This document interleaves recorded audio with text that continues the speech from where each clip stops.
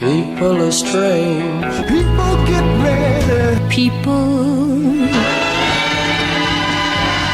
who need people. Shining happy people. These happy people. I've seen all good people turn their heads each day. So satisfied, I'm on my way. Power to the people. Power to the people. Power to the people.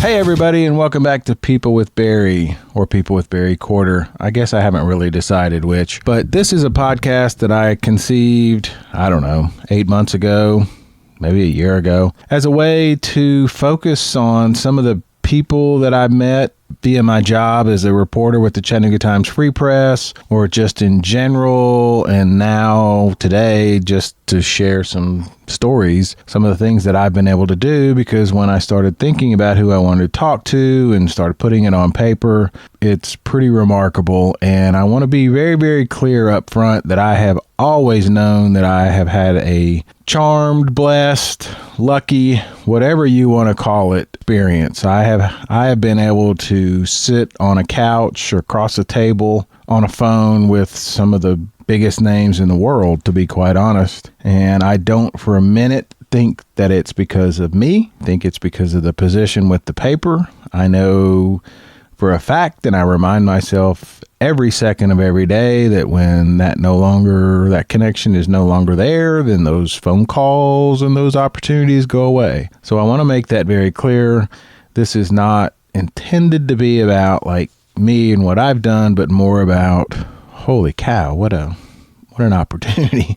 And I think as you hear some of the stories, you'll see that I'm sincere when I say that, because I've done some incredibly stupid things and some silly things, and they're all part of the same story. So I hope when you hear it, you think, man, what a doofus. How lucky he was. But I think they're stories that are worth sharing, and that's what I want to do here. I don't know who's going to listen. I don't care if it's just my kids. That's awesome. And again, I don't mean it as a vanity piece so much as a, wow, I can't believe that happened. But anyway, let's just start at the beginning. One of the things that people ask me is, how did you get into this business? And also, I've had opportunity to speak at a couple of high school career days, and the same questions come up and the same answers come up. So let's just start there. When I was in high school, I can very distinctly remember telling my high school English teacher, a woman named Becky Jordan, who is still a friend. I consider her a friend. She may not say the same, but one of the coolest ladies ever. She's very much now into the arts and was then as well. But I can remember telling her that there was nothing she was teaching me that I would ever use in a career that I would ever have. Again, this is probably my junior year of English. Junior year and some senior year. I think I had her twice. Gerunds and nouns and verbs and adverbs and diagramming sentences. Oh my God, diagramming sentences. There was never going to be part of anything that I was going to do beyond that year. Also, the idea of writing theme papers, just stupid. Never understood it. Didn't like it. In fact, I hated it. Writing at that point was just basically regurgitating. It was not being creative. I don't remember a single instance of having anything like a creative writing. And I don't mean that to pick on them. That's how it was set up. Looking back, whatever, that's just how it was. So, having said that, when I started college, obviously writing was not going to be in the future. Journalism was not even on the radar, and I had a longer list of things that I was not going to do versus things that I was interested in. And to be honest, I can't remember. I think I did one of those tests, in forestry or something. I don't know. The only thing I cared about at that time was music. It's pretty much, well, that's not true. I have a lot of other interests, but at that time, basically, it was music. So I just was going to class. I mean, this is why it took me 6 years. The first 4 years were a complete waste of time, a complete waste of money. But anyway, let's get to the point. So I had to take an English elective, and I think it was creative writing. I don't remember what the other choices were, but I signed up for a creative writing class, which just scared me to death. But I was lucky enough to get a guy named Mike Richards as my professor, and had to write a paper. And again, you got to remember, all I knew about writing papers was you went to the library and you basically copied the Britannica and then you regurgitated it. But this was different. I had to come up with something on my own. And with the help of probably half a bottle or two of red wine, I came up with something that entertained me. And to my absolute shock, it got a good grade. And some encouragement from Dr. Richards, who was a hoot, by the way. People get ready. Dr. Richards used to love telling us stories about being in the Navy and telling us just all kinds of jokes. And one of them that I'll never forget was there was a poetry competition. And the two finalists, one was a guy from Harvard and another was a country bumpkin type. And they both reached the finals, and they were given a word, and they had to create a poem based on that word on the spot. And the word was Timbuktu. The Harvard graduate got up, cleared his throat in his high-minded, highbrow sort of way, said, "Across the windswept desert sands traveled a lonely caravan. Men on camels, 2 by 2, destination Timbuktu." The crowd rose and gave the man a big standing ovation. Then the country guy got up, stepped to the podium, and began. "Tim and I a-hunting went, found 3 girls in a pop-up tent. They were many, and we were few, so I bucked 1, and Tim bucked 2. People get ready. And then I kept doing it, and I kept getting good grades, so much so that I signed up for a second semester, and I just absolutely loved it. And I couldn't believe that this stuff was coming out of my head. We may get into that later, but I'm not kidding. It was just that shocking. I would sit down at a typewriter and wonder who was coming up with this stuff. So that happened, and then coincidentally, there was a guy who used to write record reviews for the University Echo, the school paper, and I couldn't stand him. He hated everything that I loved and vice versa. And he did a review of David Bowie's Let's Dance, which had just come out, and basically said this guy's career is over and done and nobody cares about him. And he was on the cover of like Rolling Stone and Spin and 4 or 5 other magazines that very week. So I just thought, this guy's an idiot. So I went to the University Echo office and I said, what do I have to do to write a review? This guy's killing me. And they said, well, here, take a couple of records, bring us back a review. And I said, what do I do with the records? They said, you get to keep them.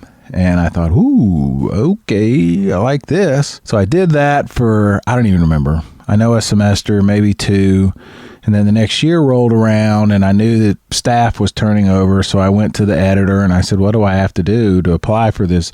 I started signing up for communications classes because I thought, I don't know, maybe I can do this. And I thought radio and TV, that seemed kind of along the same lines. Still, newspaper journalism was not even a consideration because that was real. Again, that English thing was not going to happen. I didn't think I could pass the test, if I'm honest. And quite honestly, I probably could not have passed the test.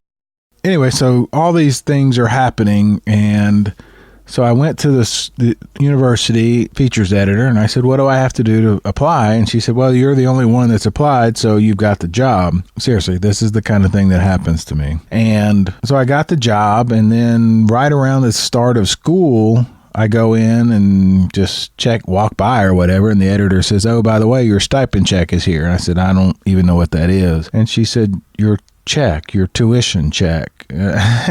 I'll never forget calling my dad, who was living in Baltimore at that time, and I think I could hear him doing the cartwheels off the walls because, he didn't have to pay that money anymore. So I got the rest of my career paid for. That was a pretty big deal.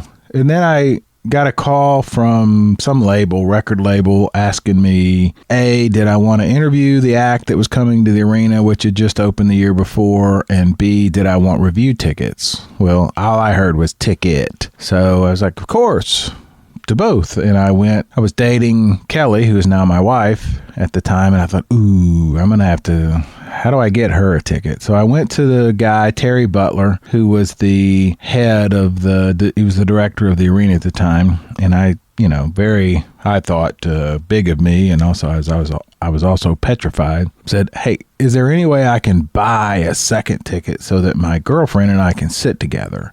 And he was like, well, I tell you what, I'll go ahead and give you two together. Well, I don't know why he was doing that. I think he probably was as amused as anything, but that found out there's always two together because that's what the record labels do.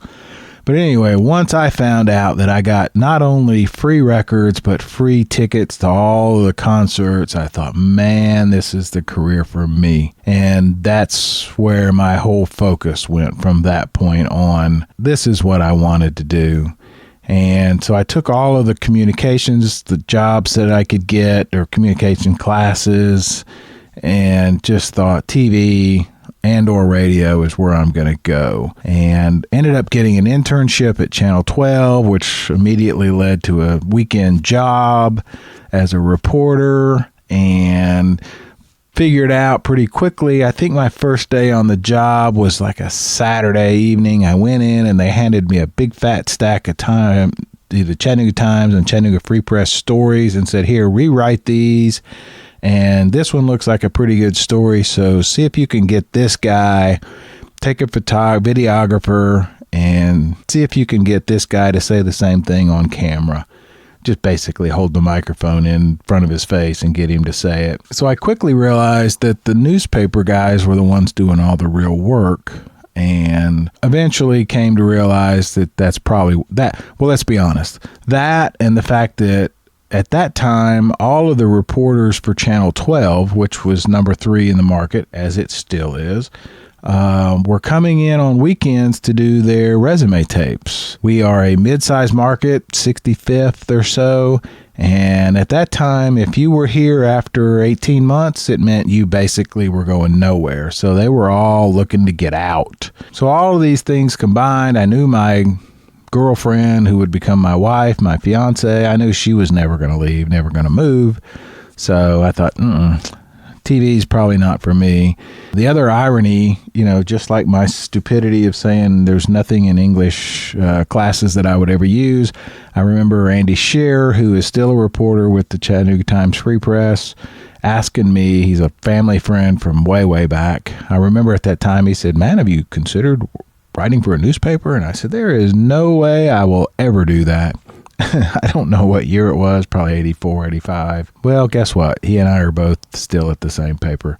I don't know what it means. I don't care. It's just that's how I got to where I am. I was fortunate. I got hired, and Jim Ruth was the entertainment writer at the News Free Press at the time, and I flat told him, I want your job, and he said, I know, and you'll have it when I leave, and he helped me immeasurably.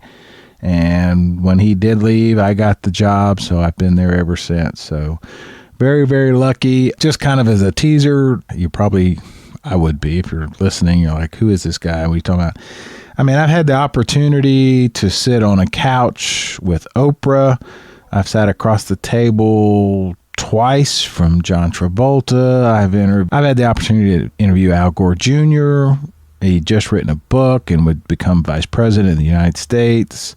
I mean, I think about it. I've had that chance to photograph Paul McCartney when he was at Bonnaroo, an absolute highlight of my career. I've been to 14 Bonnaroos. I've seen pretty much all of the shows during the day at the arena and reviewing them, from Itzhak Perlman to Motley Crue to Aerosmith to Guns N' Roses. I mean, it's on and on and on. So it's an amazing, like I said before, when I sit and think about it, it's an amazing thing, and I don't know. We'll talk more about it. People get ready. All right, so one of my favorite stories that I think about a lot based on my job, I had the opportunity, one of my very first trips. First of all, I don't travel a lot. My family, we grew up, we just didn't travel the occasional trip back to Indiana, which I don't consider exotic. Never went south of Atlanta ever, to my knowledge. Never in my childhood went west of Memphis, to my knowledge. Probably only did that once, and I don't even think I did it as a child. North, never went north or east of Lafayette, Indiana, until my son was playing baseball and we traveled and we went to Louisville. I don't even know. Anyway, point being, didn't travel a lot. And so suddenly the paper, through its travel section, which was pretty vibrant at that time, had the opportunity to go. I went to the Bahamas, to Freeport, LaCaya. Didn't care for it. I mean, it was nice to be there, but I didn't care for it. But anyway, I was offered, once I got in the entertainment department with June Hatcher, Jim Ruth was still kind of there, but was transitioning out. June offered me the opportunity to go on a Disney trip to New York City. Now, first of all, I'd never been on a junket, never been to New York. Hadn't been on a plane since I was about 14 when my grandfather died. So, I mean, all of this was pretty heavy duty for me. And I grilled June. Man, she was so patient.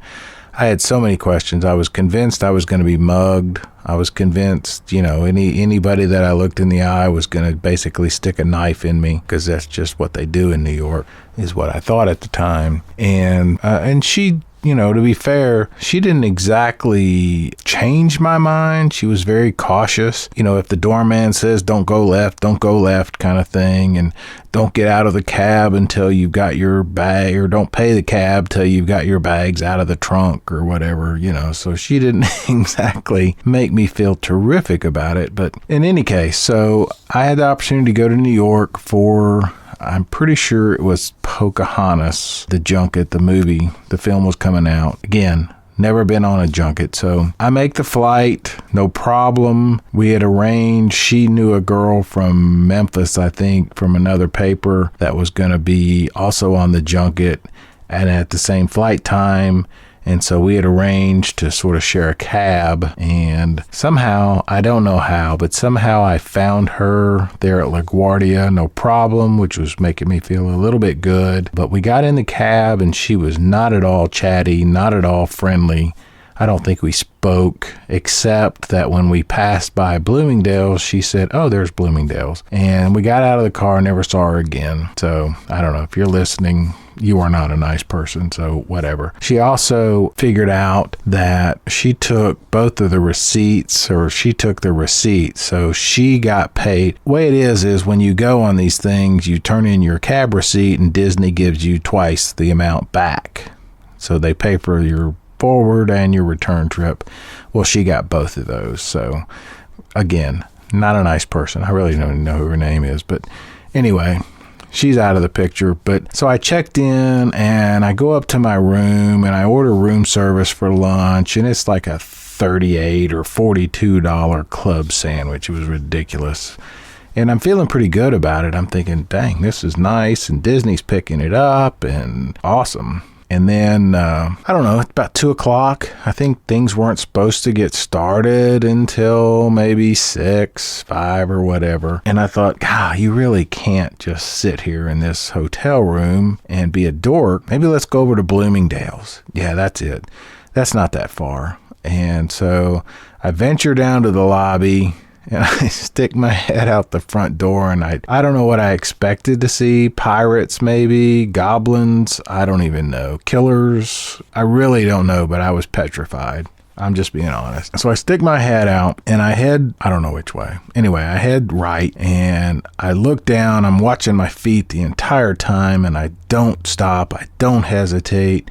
I go right, and then I turn left, and then I see Bloomingdale's, and I'm thinking, great, I'm there. And I go in the front door, and there's escalators, and I go up to the next floor, and I do a sweep, and then I go to the next floor and a sweep, and I think there were 4, and I didn't look at anything. I really didn't. I didn't look at any salespeople, and I wander down. I make it to the top, and I think, okay. And then I start thinking, now what? So I wander back down, and I think, I'm not going back the same way. I'm going to be brave, and I'm going to head the other way. So I head the other way. I make it around the corner, and I nearly bump into this short little man in a Gilligan type of fishing hat talking to a Asian young girl and two people who are, it looks like, getting his autograph. And lo and behold, they are getting his autograph. And I look closer, and it's Woody Allen and Sun Yi. And I'm like 10 feet, maybe 8 feet from them. And I think, I've already had my New York moment. And I think, God, what an idiot. And I just walk on by, and kind of big smile on my face, feeling proud of myself. I walk back to the hotel, go to my room, and I don't know. I don't even know. I shower. I just keep feeling this sort of prideful glow that, I'm a big time city traveler now. I've seen Woody Allen, who literally is that's my New York moment. So I am very happy, but I'm also very dorky. And I had arranged to meet a guy that I had met on that Bahamas trip. He was a travel writer, a very young guy who lived in New York. We'd kind of kept up. And I said, hey, I'm coming to New York. Would you like to meet for drinks? Got this stupid thing in Central Park. After the interviews, I don't care about that. And he's like, sure, we're going to be at such and such bar. And so I wander over. I do the interviews, which, by the way, are at the Museum of Modern Art, MoMA, and I don't know, apparently it's right next door to Central Park or something. And we do these interviews, and David Ogden Stier is there and several other, and the interviews go fine, but they go long. They go quite a bit long, and it looks like I'm not going to be able to hook up with my friend. And so I'm thinking, oh, good, great. I could get room service back at the hotel room. Awesome. Another $60 New York meal. Good for me. And I happened to have sat next to a guy named Jackie Cooper, who is from Orlando, I think. Yeah, Jackie Cooper. Not that Jackie Cooper, but that was his name. Very nice guy. We ended up on several junkets together. Super nice guy. I really like. And he says, come on, go to Central Park. It'll be great. I'm like, oh, what else? Whatever. Now, again, this is a junket, and they said, we're going to have dinner in the park. And I'm from Chattanooga, Tennessee, so in my mind, it's going to be a box lunch with a tuna on rye, or a chicken on rye, or roast beef on rye, a bag of Lay's potato chips, and a can of Coca-Cola. And I really wasn't very fired up about that, sitting on grass in the park with a box lunch. But he convinced me. He said, come on, it'll be great. So we walk, literally, from MoMA to Central Park, and we go in, and there's this giant white tent, or maybe three, I don't know, it was a bunch. I now know it was Disney. And there's all these guys in chef's caps, and they're toques, I think they're called, toques, I don't know how you pronounce it. Anyway, the big chef's hats, they got, again, the big tents, there's tables, there's candle lighting, there's guys cutting roast beef at stations, there's shrimp, anything you could think of was available, any cocktail, whatever. And so I get my plate, and I randomly choose a 6-top table. Again, linen covered. I sit down. Jackie joins us. And so now it's introduction time, and reach out, and turns out the three people, pretty sure there were three. The one guy was the producer, and the other two were the on-air talent for the South African version of Entertainment Tonight at that time, which was interesting enough. But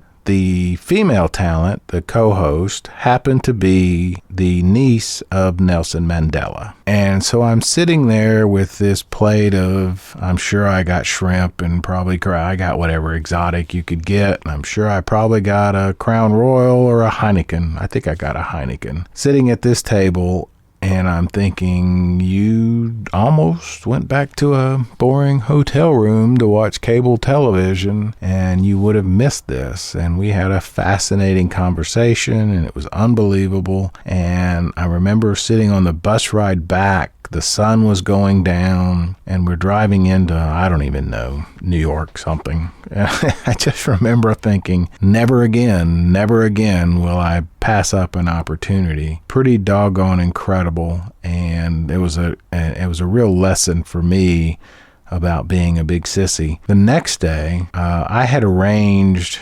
this tells you what a doofus. So the only thing I was interested in at that time was cigars. And Cigar Aficionado, I knew, was published out of New York. And for some reason, I don't even know why, I established some sort of connection or with the associate publisher, who was very nice, a very nice woman. I should look up her name because she was very nice. I knew I only had about 36 hours in New York, so I knew, doing the whole sightseeing thing was not going to be an option. So I thought, I guess I looked up the addresses because Cigar Aficionado's offices were not that far from where I was going to be staying. So I reached out and said, I'd love to do a tour of the office. And she was like, sure, come on by. And she was very, very nice. So the next day I got a cab, and again, Mr. New York, it was probably 10 blocks. It wasn't much, but I went in and she was very nice and gave me the tour. And when I got back, I thought, again, now I'm feeling froggy, so I thought I'm going to go for a walk. I think I went through the Trump Towers. I'm pretty sure I went under the Trump Tower or whatever that arch is, whatever. So it gave me some confidence, and I thought I'm going to get out. And I did. I went for a walk, and I left the hotel, and I just was kind of wandering, and I made a left, and all of a sudden I saw Tiffany's, and I thought, wow, you're an idiot. You're in the high rent district. You're sitting here thinking you're in, I don't even know. I literally thought I was going to be mugged at every corner. And I thought, there's Tiffany's. And so I wandered in there, and I thought this would be a nice place to get something for my wife. I'm looking around, and there's not a thing, under $1 million. I'm exaggerating, but whatever.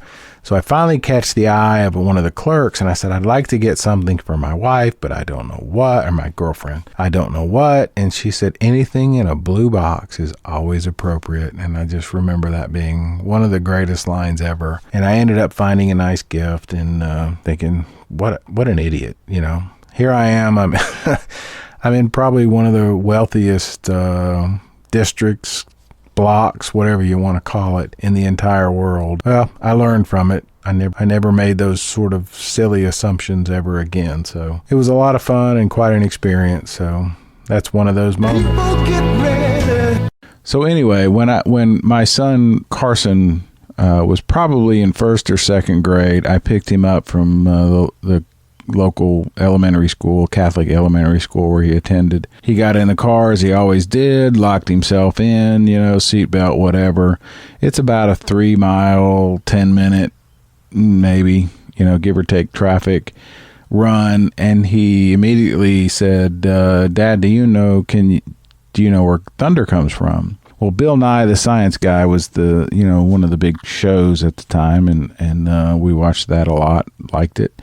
And, I saw this as an opportunity. Hey, I get to show him how smart Dad is.